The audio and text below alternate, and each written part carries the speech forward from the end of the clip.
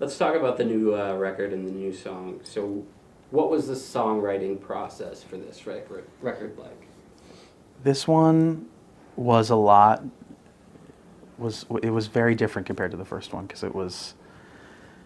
I mean, the first one I was just trying to figure out what Mammoth was, and coming into this one and knowing what it was a little bit easier, and I was able to have a bit more confidence in what it was, so I could kind of challenge the boundaries of what it was. For example, I think there's a lot of heavier moments that I think aren't on the first album, but even there's a song that's really soft and poppy, probably softer than anything on the first album. So it's fun to. That was kind of my challenge. I really wanted to just kind of spread what Mammoth was. If this is the heavy side and this is the light side, I wanted to kind of just open it up a bit more. And I think we did it. Did you do anything?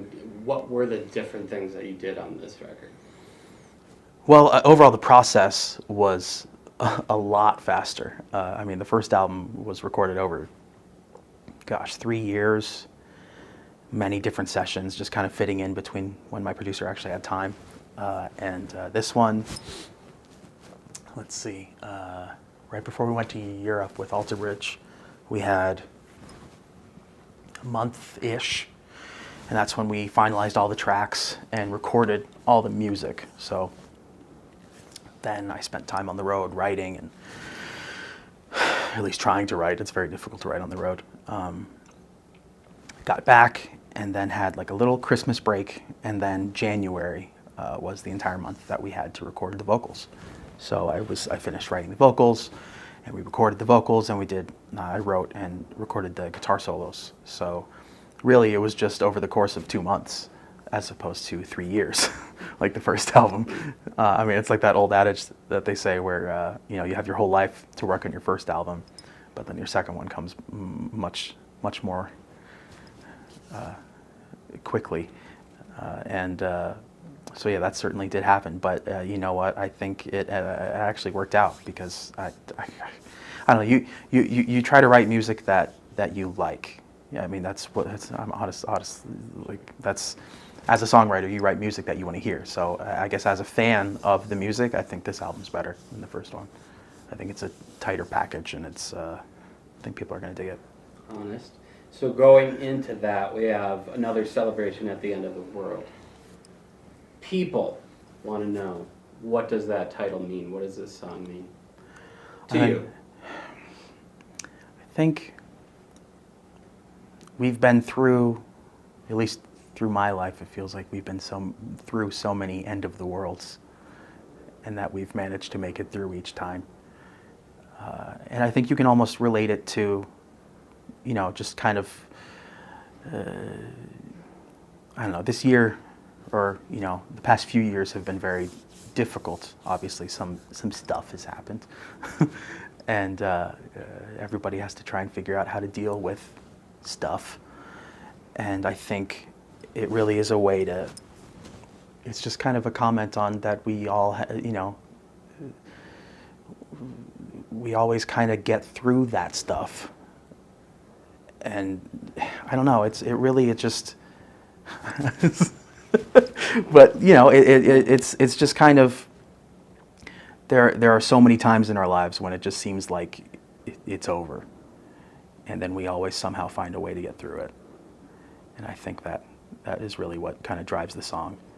Overall, also, kind of what was the birth of the song is that I wanted to, at least compared to the first one, I really wanted a more upbeat, sort of punky, thrashy song, and I think we really did it with this one. It's a lot, just tempo-wise, it's faster than I think anything on the first album.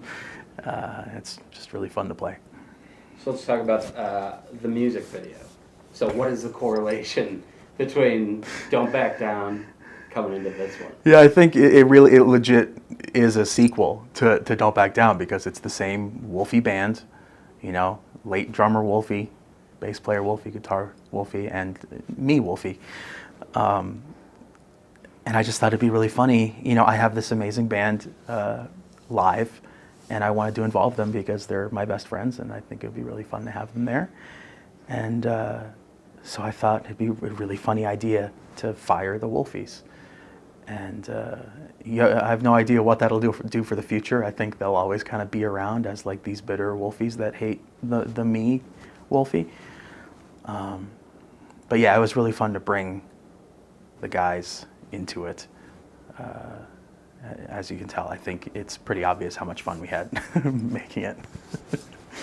What is your favorite part of making music videos? I mean, do you help write them?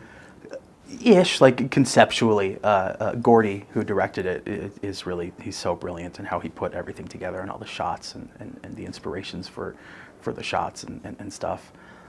But yeah, you overall kind of have like a concept of the beat by beat how it's going to go. And so yeah, we've been talking about this one for a while about firing the Wolfies and hiring the live band.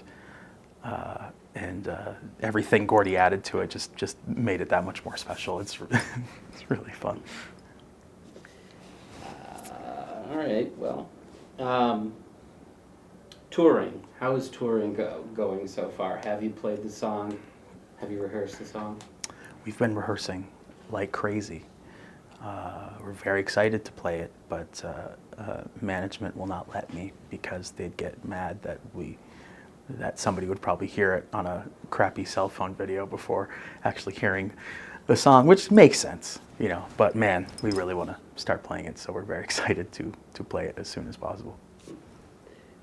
Coming up with Metallica, what are your feelings on that?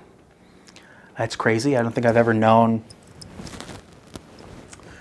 what I was doing next summer ever, even if it was casual plans.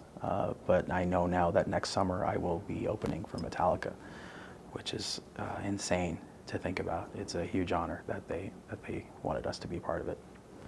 So it's going to be really exciting, especially with this new song and the fact that I think this new album is a bit heavier. I think that crowd will enjoy it. I think that, I mean, the bridge in this song is straight thrashy, so it's I think it'll go over well.